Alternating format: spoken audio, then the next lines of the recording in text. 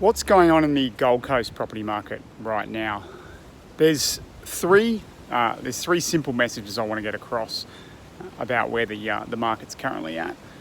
Firstly is what has happened to it in the last 5 years or so.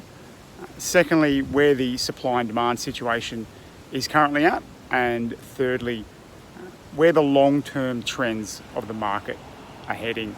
So firstly, the Gold Coast has enjoyed some good growth over the last 5 years. It hasn't had quite as strong growth as a Sydney or a Melbourne, but it's had better growth than Brisbane and most of the other capital cities in Australia. So that has largely been born of an increase in the tourism and construction markets here on the Gold Coast, and also coming off a sustained downturn over the GFC and mining boom periods up to about 2012. So it started to recover in 2013 and it's had a good run up until just before the Commonwealth Games, where it started to taper off a little, and in the last year or so has had a little bit of a downturn. Not a massive one, but prices have come off their peaks and dropped, I'd say, depending on the property type, between sort of 20 to 50,000. So where we're currently situated is in a Australian property market that is falling a little bit, obviously falling strongly in Sydney and Melbourne, and I'd say across the country is down a little bit because of the finance restrictions we're seeing across the entire market. The Gold Coast has suffered from that. It's also suffered from hitting the peak of its cycle and now coming off the boil a little bit. However, the overall supply and demand situation on the Gold Coast is good.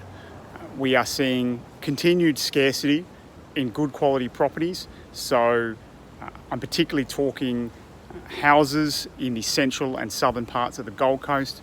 I'm talking townhouses and boutique units in those areas as well, particularly outside of the major oversupplied areas like Southport and Surfers Paradise.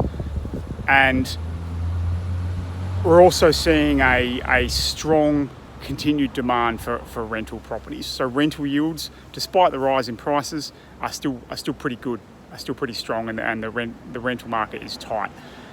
We have seen developers come into the market more in the last 2 to 3 years as they've seen the opportunity to generate more profit. If you're a developer on the Gold Coast in 2010, you weren't going to go near the market because the chances are you weren't going to make any money out of your development. Now, in 2016, 2017, even in the high-rise space, we've seen developers come back into the market as they see an opportunity for profit.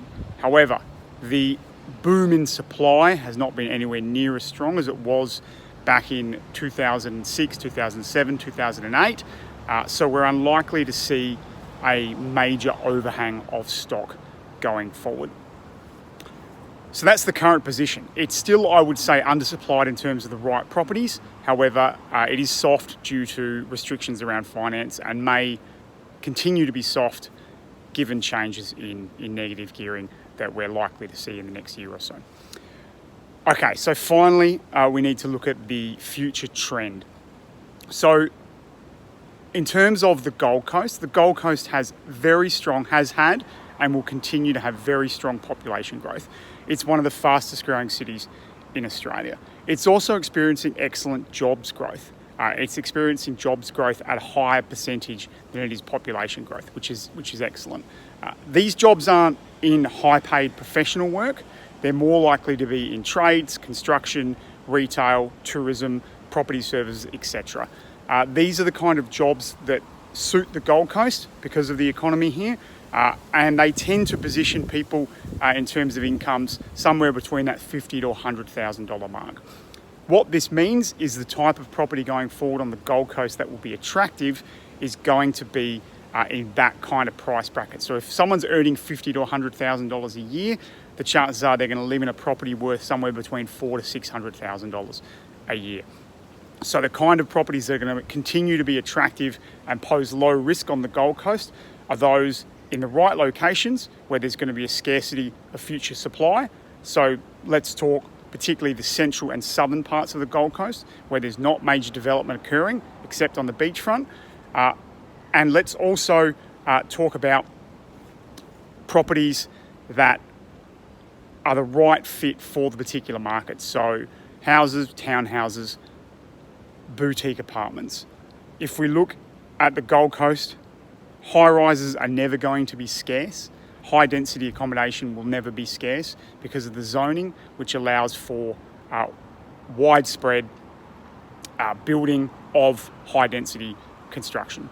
Okay, but if we look at areas with low-density construction or low to medium-density construction, that is going to remain scarce. So that's what I would be looking for in the Gold Coast market right now.